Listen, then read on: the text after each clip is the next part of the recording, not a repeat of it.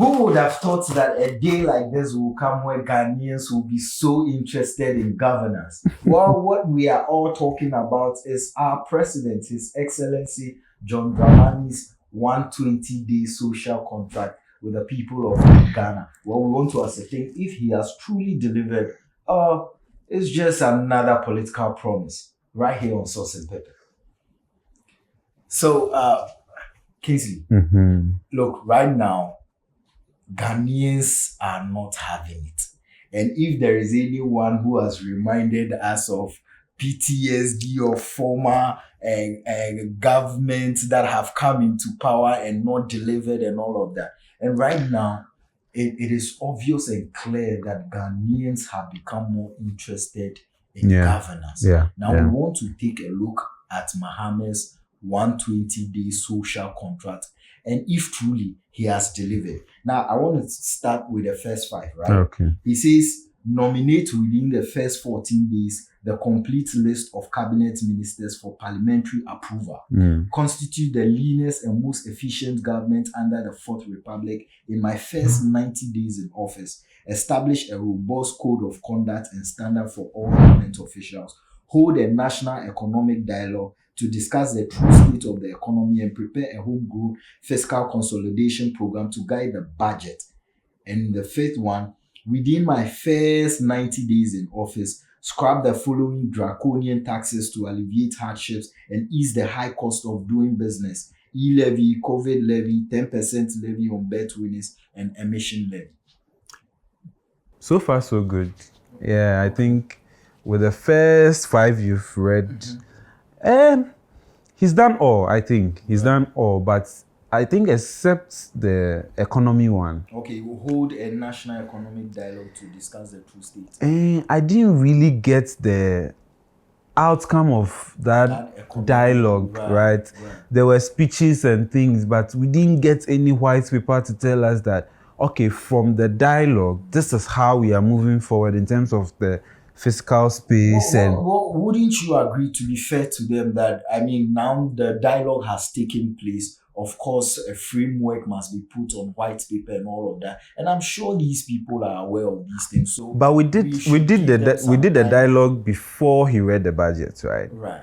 We have to know what recommendations from the dialogue did he put into the budget. Okay. Because right now, I think the only exceptional thing I am finding unique in this administration is the prioritization of exports. Yes, okay. But the homegrown strategies, we didn't really get that from the meeting or the dialogue they conducted. So this first 5, they've done well. Okay. But with the economic dialogue, we want to see, what are we doing? Are we going to eat our local rice? Are we going to plant our own onions so we stop importing from Burkina Faso? Are we going to wear... I'm even thinking the president should, right, by this time, he likes wearing kaftan and African prints a lot. So the homegrown things, we want to know. We know, we've read in textbooks and things, but let us know what the dialogue recommended. Okay. What the people in there told you to do. Let's look at, I'm going to read another set of 5 and see if he had comments drafting needed legal amendments and prepare for implementing the 24-hour economy policy under the office of the president. Okay. We have established an Accelerated Export Development Council, AEDC, to promote export as part of a broader strategy for economic transformation. Then we also have convene a national consultative conference on education to build consensus on needed improvement to the sector. We also have implement the no academic fee policy for all first-year students in public tertiary institutions, university, colleges of education, nursing training institutions, etc. We also have introduced the following social interventions: free tertiary education for persons with disability, the Ghana Medical Care Trust Fund.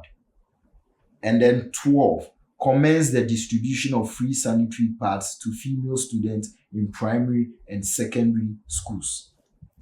So this set, I have issues with everything under education in this particular set you just read. Why? What issues do you have with education? From the dialogue, again, correct me if I'm wrong, but I also didn't see the outcome of the educational dialogue. I didn't see, you go for this dialogue, it's plenty work.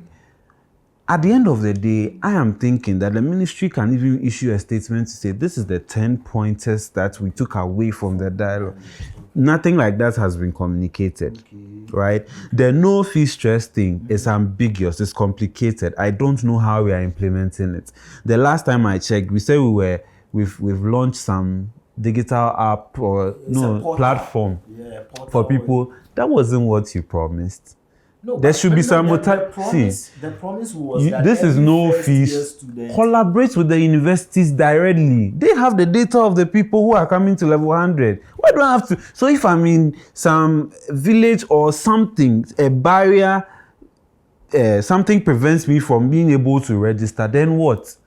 When they have institutions, you can collate and get them to put the things together. This portal thing, it's just like, your uni days. Just like you going to apply for, say, loan or something, just the process you have to go through. So basically, it's just that if you want to go through the no stress fee, it shouldn't be because it's a government policy that will affect all first years. That's what I'm saying, that when you do that, then it means some people will lag behind, whether we like it or not. So you think the introduction of a portal to... How many of the first years and their guardians or parents know there's even a portal in the first place?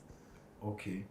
So if I don't hear about it, because some people are not privileged like us. Okay. I bet you some of the people watching us right now, they don't even know there's a portal for you to register before you are even accepted. So if I understand you, for you, the gap here is the education is not enough and also is becoming too burdensome for the person. Especially even the name stress. Yes.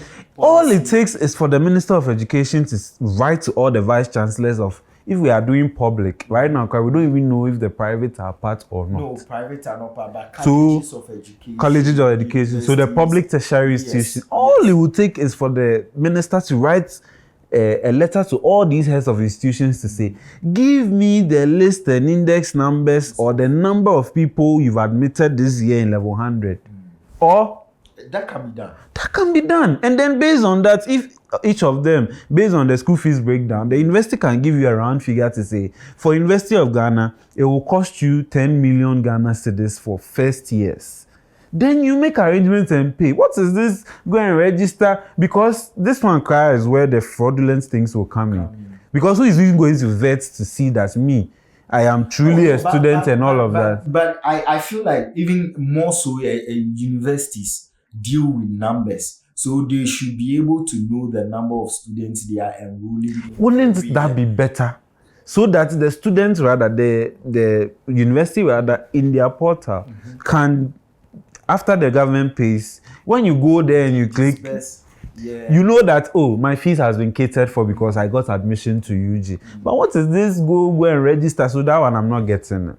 Okay. Now you read another one about sanitary pads. Yes, free sanitary. Another bogus way of implementing it. If what we have seen is anything to go by. Okay, why do you say that? Again, I thought they would give the sanitary pads to the head of institutions to distribute. But we saw them sharing one. I don't know if those could be for optics, but you and I know the most effective way is heads of states doing the distribution. Then it means that one too hasn't been achieved then. Because all heads of states. Yeah, because until the last person or the user, the end user gets the products, we can't say that you have achieved that. Wow. No. The standards have really gone high, Yes. Governments are really now asking for a lot. And under the educational dialogue, the next point, read that one too. The educational dialogue. Okay, so that one says that convene a national consultative conference on education to build a consensus on needed improvement to the sector. The next point. Okay. Introducing the following social initiatives: free tertiary education for persons with disability. Good. Medical Care Trust. You see, 2 in 1. He's done one. What about the disability one? Okay. We don't know. We don't know how that is going to be done. Right. The disability one, are we decoupling it from the no fee stress, the first, or these disability people is the whole 4 years that we are catering for. So if you look at how they want to do the disability one, that is, you don't pay at all when you are disabled. Yes, but it's going to be a fund. Yes, it's going to be a fund that is there, so people with disability, they can access those funds where they don't have to pay throughout they should come again. Some of these contracts, communicate to us, tell us how you are doing it so that we can follow. Do you understand? Okay. So under the education, they may have a lot of issues. Because you even have the Minister of Education saying that he might even take away the freedom of the headmasters to purchase because the meals they are serving the pupils are not good. Well, bro, you have to. There's a reasoning backing that. That's what I'm saying. That the educational sector, agrobeso if we are not part, they should set up, because a lot of the ambiguity for me. If you take economy aside and the little things, the educational sector, I don't really know what this government stands for. That is me.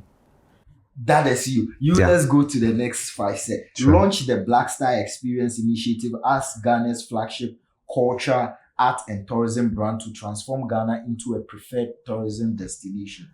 Then we also have we'll leave that for later. Reopen investigation into the major unresolved. I think that one too, we'll leave it for later. We'll leave this. So we go to